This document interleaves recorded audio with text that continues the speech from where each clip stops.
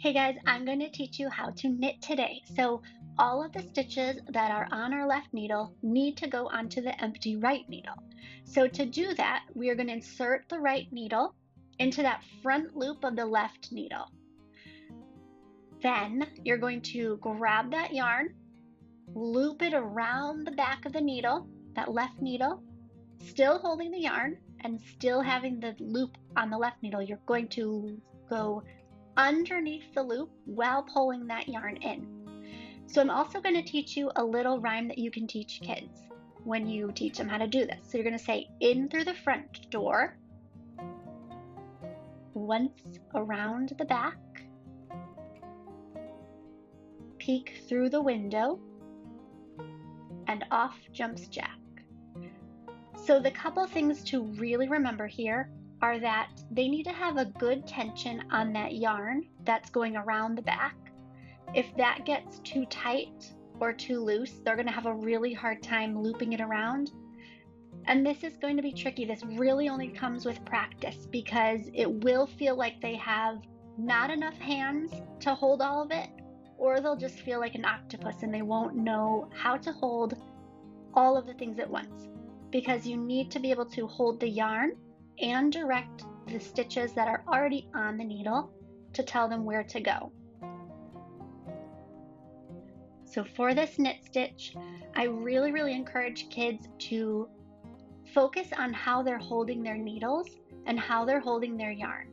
Because you can rest your needle up against your tummy and wrap the yarn around with both hands, but it's not an efficient way to learn how to knit. So I really do encourage slowing down, getting this right, and it will just take practice for it to feel normal for them. So when I'm picking up that yarn, I loop it over my finger and my index finger, and my other index finger is kind of directing traffic of what next stitch is going to be allowed that close to the edge.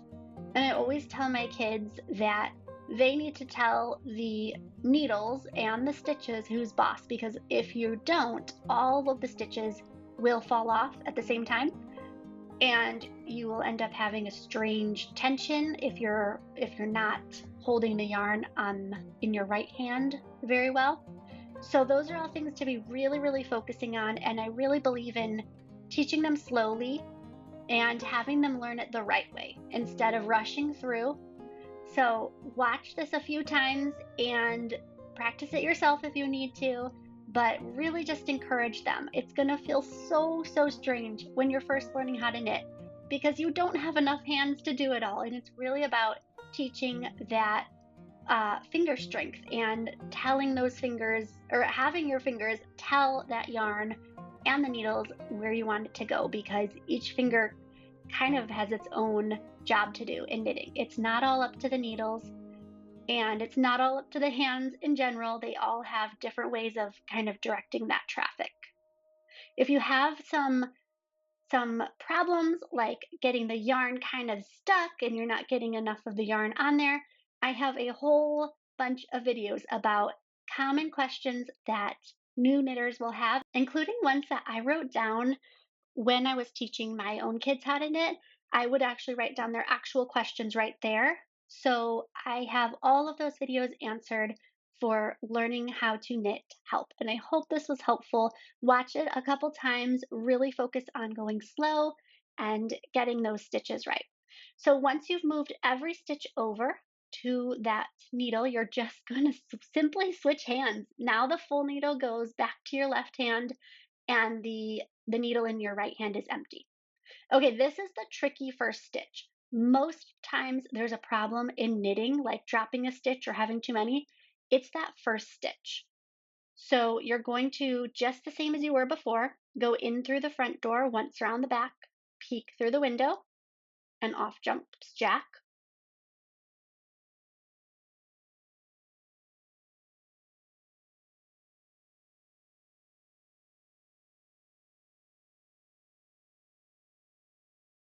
With all of those stitches in the same way. We are just doing what's called the garter stitch, which is when you knit on straight needles back and forth and you knit both sides. meaning there's a front side and a back side, and we knit both of them. It's going to end up creating these little ridges, which is called the garter ridge, and it's all knit stitches. And like I said, I have a lot of troubleshooting videos for you, even very, very short ones, because I want it to have those specific questions. Because when I learned how to knit, I would have very specific questions that I didn't want to have to watch a 20-minute video on common knitting problems and then not have my actual problem get answered. I wanted to just be able to Google what the question was that I had. So all of them will be separate videos on common problems. Now, here's the one I was talking about, that first stitch. What happens a lot of times is that first stitch doesn't look as tight as the other stitches because it's still kind of hanging there. The working yarn is still hanging there. So you always want to make sure that your yarn is pulled down the front and that you're only scooping up the loop that's above that horizontal line. I have a whole video about that first stitch. I call it the tricky first stitch, and it really does trip up a lot of people. And like I said, it's a common way to either mostly accidentally knit two stitches, because if you have that piece of yarn pulled up, it looks like it's two stitches because what you're actually seeing is the bottom of that stitch. So I have a whole video up for that actual problem.